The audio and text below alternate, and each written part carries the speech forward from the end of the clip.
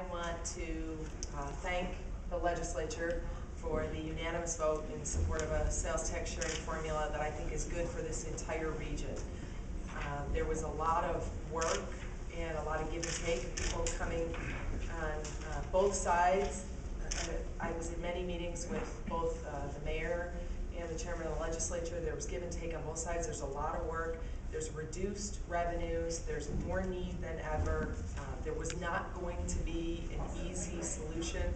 And the fact that the chairman put together a majority and unanimous at that is truly impressive because, as we've said all along, you can't possibly make everyone happy. So it's really in the best interests of this community that we just make the right decision. Before I pass the floor, I just want to personally thank Chairman Rhinehart and the legislature for the work. I want to thank Mayor Miner and her team. I have a tremendous team here, led by Bill Fisher, the Deputy County Executive, Jim Rowley, Gordon Cuffey, and the rest of the legal staff here at the county. There has been a lot of work. We've worked nights, we've worked weekends. There's been a lot of conversation, a lot of working, knocking over roadblocks to get to this point. And credit goes to you for delivering a win for all of us today. Thank you. Well, I don't know about that, but I would like to say that, this really was a monster to tackle. These negotiations have gone on several times in the past, these 10-year agreements. This one was extremely difficult and complicated, a lot of moving parts here, and I'd like to thank the county executive and the mayor. I found them both easy to work with. As I said, a lot of moving parts, so sometimes difficulties in getting together, but both the mayor and the county executive made themselves accessible, and also something that Joni just hit on over the last 2 weeks, many nights, if not every night, and both the mayor and the executive and their teams were acceptable or were accessible over the weekend and in the evenings, in addition to normal hours. So it took a lot of extra work down the final stretch, and I'd like to thank them for pushing as well. It certainly was a team effort, and I think that it is very good overall for the whole county, and it was a good compromise plan that everybody can live with. And it's my pleasure to finish that off today, and we were all, I think, very, very pleased that it was a unanimous vote over at the county legislature today. I want to just echo what the county executive and the chairman said and say thank you to the county legislature. The chairman and the county executive have been working on this issue since January, knowing full well that there would be no easy decisions, but also that there was an opportunity for real leadership. And I think that this community has just witnessed real leadership. People like the county executive and the chairman and members of the county legislature stepping up to the challenge and positioning us for a future of economic development growth as well as government modernization, which I think this community is very hungry for. And I was pleased to be a part of this process, pleased that I had the chance to work with all of them. And I just, I never thought that I would be in a position to be thankful for a unanimous vote of the county legislature. But, times change, and I think that we all understand that when there are only difficult decisions to be made, we should all join forces and think about our future. And that's indeed, the county legislature has thought about our future, the chairman and the county executive as well. Just a question for Chairman Rhinehart. Between last week and this week, where you put a proposal on the table along with some other legislators that effectively reduced the amount of sales tax money going to the city substantially below what had been agreed to by the county executive and the mayor, what brought you back to the point where the money now in the deal for the city is pretty close to that original agreement? What convinced you to go back in that direction? Well, over the course of the last several weeks, I was explaining earlier today, we probably, at the legislature, we probably reviewed 30 plus different proposals. They came from every angle, they were all different, but they were all similar. And so, as I said, this is a very complex issue, and I think what we were looking for right from the get-go was balance. And I think during the course of this process, you did see some proposals, some concepts that were brought up that were extreme. But we looked at everything.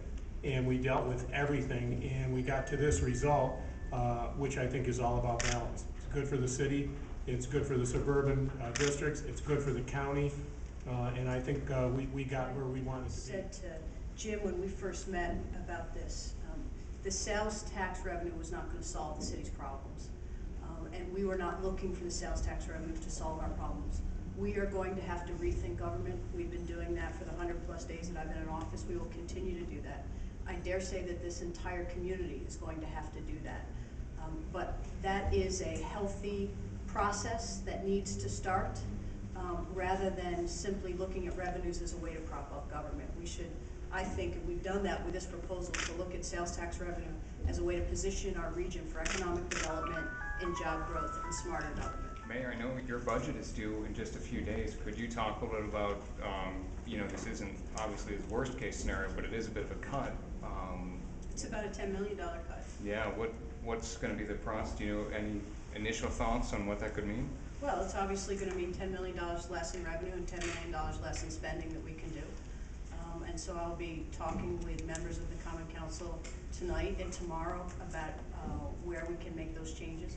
I said when I put the budget together and transferred it to the Common Council that it was a budget based on assumptions that we had to make at that time because we had no other choice, but that they should be prepared to be very flexible and understand the position that we're in. So everybody has known all along that there were going to be very tough decisions that had to be made. Did you ever seriously consider just walking away and not attempting at this compromise? No, I'm not somebody who walks away. But I think the basis of your question is, did I ever seriously consider preemption? Absolutely. And I had briefed the council on it. We had correspondence with the state tax people about how we had to go about doing it. And we were prepared to move in that direction, and it started the process. Were you surprised to see suburban legislators unanimously support a measure like this that in essence tries to make whole of the city as much as it can over the next 10 years?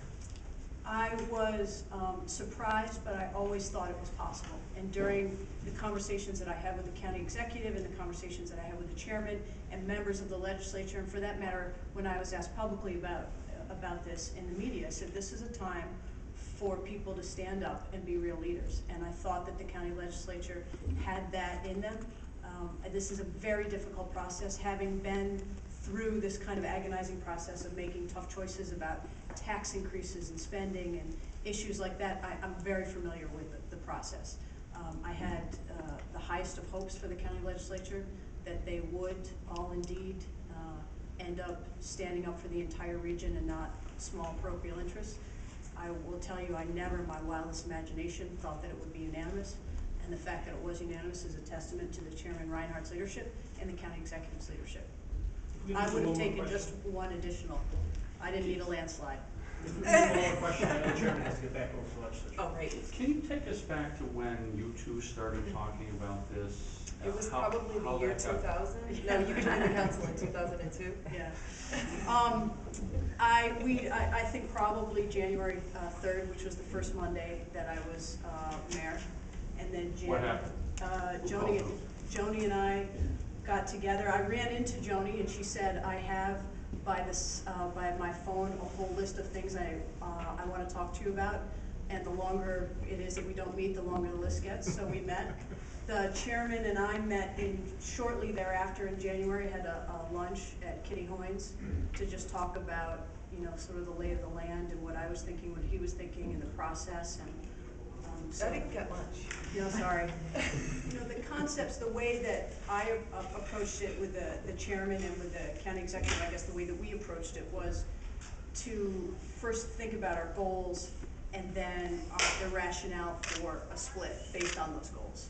And then talking about that, and the sort of the last part of it was the last, but arguably the most important part of it was putting numbers behind those. All right, thank you.